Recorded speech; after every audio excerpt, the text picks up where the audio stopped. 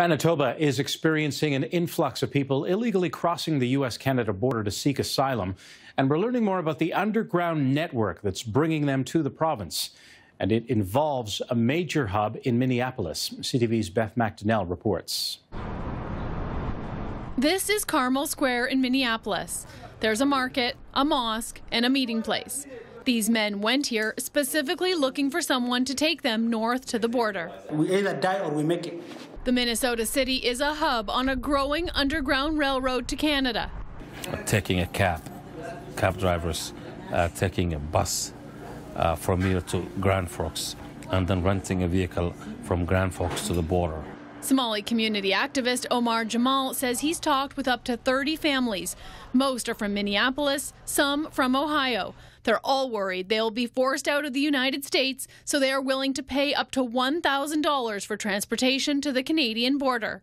Jamal says some have spent time in a detention center, convicted of a petty crime. Some even have a green card. They get dropped off south of Emerson. When the sun goes down, they walk. They all wanted to do is just make it to the other side.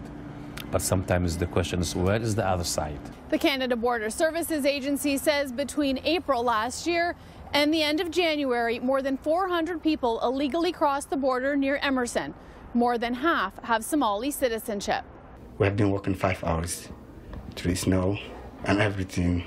Mohammed Moalim had been in the U.S. for 4 years. He says he was working as a truck driver until he feared he would be deported and crossed a frozen field into Emerson earlier this month. As soon as we came to the highway, we were not feeling our fingers. As the Canadian Prime Minister had put it, he's welcoming them. Back in Minneapolis, the Somali Citizens League says Canada's welcoming message and the immigration crackdown is driving the desire. What's the agenda of the new administration? Are they going to round it up? Community leaders encourage people not to make the cross-border trip and have faith in the U.S. system. You don't have any conviction in your record. I think you have a best chance of getting your documents here. People that are really in need, I would tell them just to stay calm. And stay put, because the trip isn't worth the risk.